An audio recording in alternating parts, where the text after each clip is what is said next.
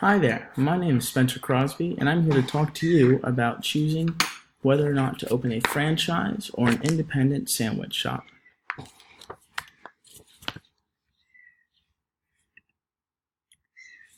So, you want to start a sandwich shop, but you don't know whether to start a franchise or to go independent. To find the answer, we must ask a few more questions. What kind of entrepreneur are you? Are you a builder or an opportunist? Do you want to work with others or be the sole owner? How much can you spend, and are you prepared for barriers? Do you want to forge your own path, or do you want to simply copy a model? This report draws information from reliable websites to understand and answer these and more questions. First, we will look at the differences. Then, we will check out what kind of entrepreneur you might be, and then I'll show you what franchises have been proven to be successful. Franchise costs. To start a franchise, you have to pay a company to license their name in order to open the store.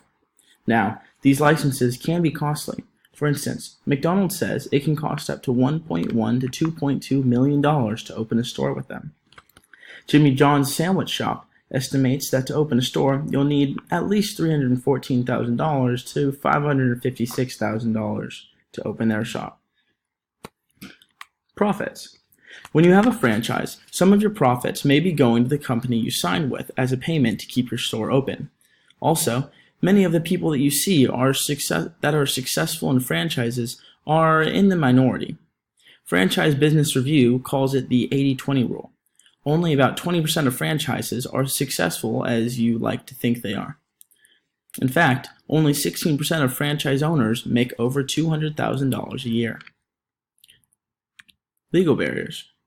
There are lots of legal barriers to consider.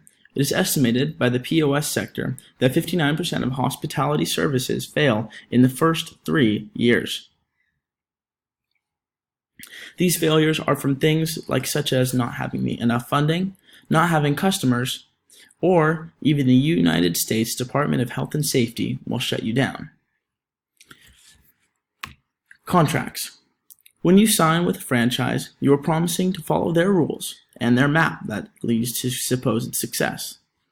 If any promises are broken, the contract could be breached, and depending upon how good your lawyer is, they could take your entire store and your property with no compensation.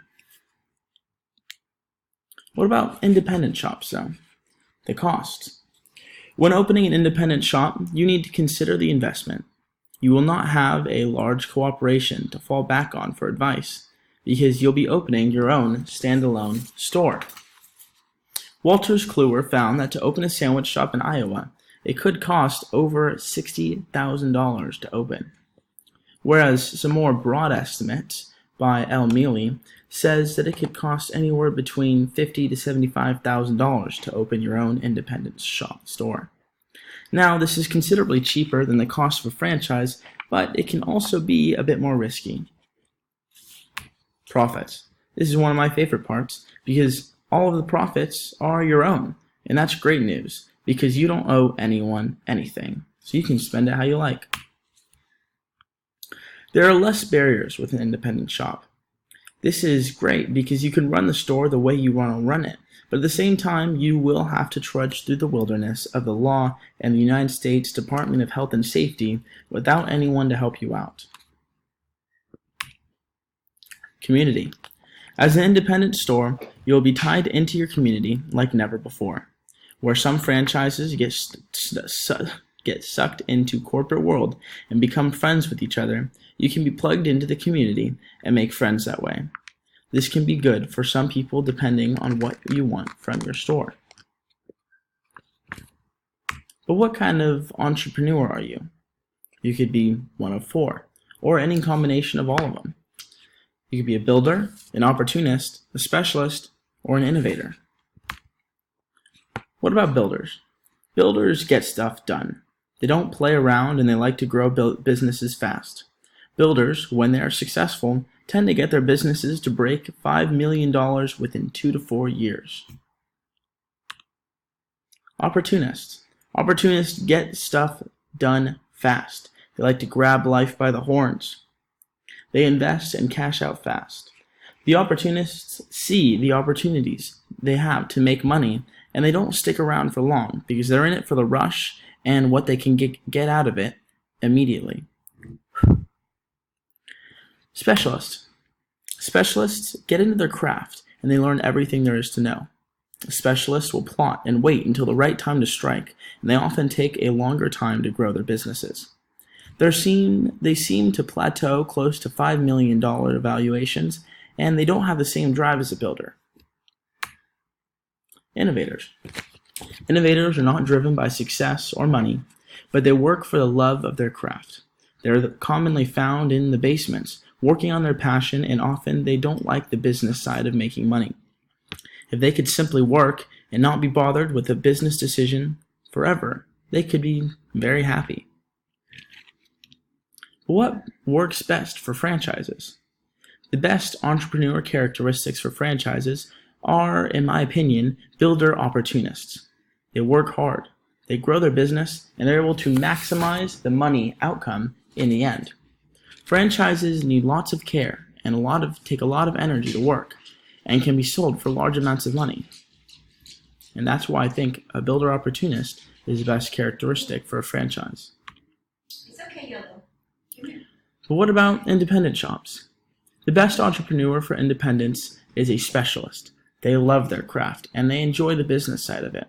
A specialist is not afraid to wait and get good at what they do before they do it. Specialists are in the game for the long haul and see that success is in the future, and it can be obtained eventually. What are our top franchises?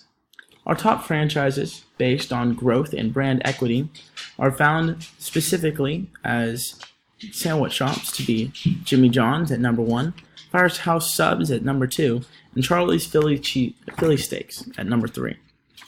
If we are to calculate their overall return on investment and include all franchises, we find that McDonald's takes number 1, 7-Eleven is number 2, and Dunkin' Donuts is at number 3.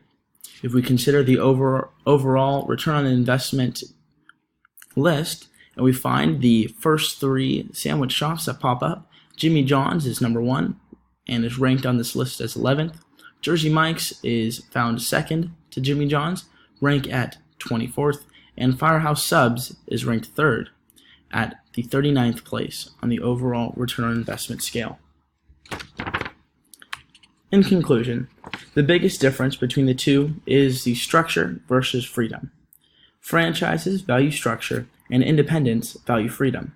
Your character is vital to the outcome, but you can still make different options work if you don't think your traits are optimal. Each person is special in their own way, and they can work their talents to their benefit. Good luck.